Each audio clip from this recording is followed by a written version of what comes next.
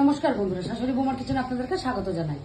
অনেকদিন পর আজকে একটা মাছের রেসিপি নিয়ে আসলাম, বোয়াল মাছের ঝাল। এখানে দেখুন আমি বোয়াল মাছ নিয়েছি, মাথাগুলো নিয়ে নিয়েছি। আর এখানে করলাম একটা পেস্ট, পেঁয়াজ, রসুন, আদা, কাঁচা লঙ্কা পেস্ট করে নিয়েছি। আর এখানে নিয়েছি ধনেপাতা, কাঁচা লঙ্কা, পেঁয়াজ কুচি, টমেটো কুচি। এখন আমি এটাকে মেখে নেব। আমি বোয়াল মাছটা ভাজবো না, না ভেজে করব। 1 চামচ হলুদ গুঁড়ো দিলাম। এভাবে কাঁচা বোয়াল মাছ রান্না করে খেয়ে দেখবেন, অসাধারণ লাগে। নুন দিলাম স্বাদ অনুযায়ী।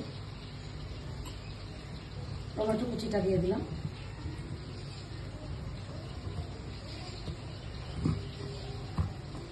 কাঁচা লঙ্কা দিলাম। 1 চামচ পরিমাণ লাল লঙ্কা দিয়ে দিলাম। আর সরষের তেল, কাঁচা সরষের তেল দিয়ে আমি ভালো করে এটা মেখে নেব। আপনারা এইভাবে বোয়াল মাছ একদিন রান্না করে খেয়ে দেখবেন, দারুণ লাগে। দেখুন আমি মাছগুলো ম্যারিনেট করে নিয়েছি। এখন কড়াই বসিয়ে দেবো, সরষের তেল দিয়ে দেবো। আপনারা চাইলে রিফাইন তেলেও রান্না করতে পারবেন, আমি সরষের তেল দিয়ে রান্না করব। তেল গরম হয়ে গেছে, এখন পেঁয়াজ কুচিটা দিয়ে দেবো। পেঁয়াজটাকে ভালো করে লাল করে ভেজে নেব।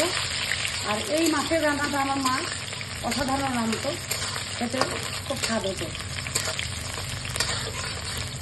আপনারা বাড়িতে বানিয়ে খেয়ে দেখবেন। দেখুন আমি পেঁয়াজগুলো লাল করে ভেজে নিয়েছি। এখন এক এক করে মাছটা দিয়ে দেবো।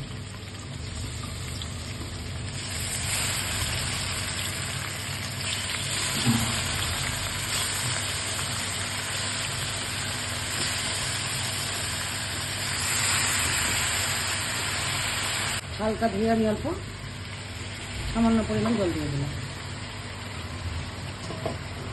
আস্তে আস্তে এটাকে এভাবে অল্প নাড়িয়ে দেব। বেশি জুড়ে নাড়া দিলে ভেঙে যাবে মাছগুলো। এই রান্নাটা চটজলদি হয়, সময় লাগে না, তার জন্য এভাবে আপনারা বানিয়ে নিতে পারবেন। আরো 10 মিনিট হলে মাছের রেসিপিটা রেডি। দেখুন আমার মাছটা রেডি। এখন আমি উপর থেকে ধনেপাতাটা দিয়ে দেব। কে কে বোয়াল মাছ খেতে ভালোবাসেন, এভাবে রান্না করে দেখবেন, আমি মনে করি ভালোই লাগবে।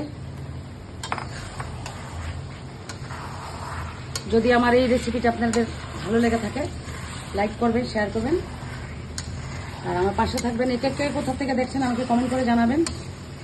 এখন মাঝে মধ্যে 1-2টো রেসিপি আমি আপনাদের সাথে শেয়ার করব।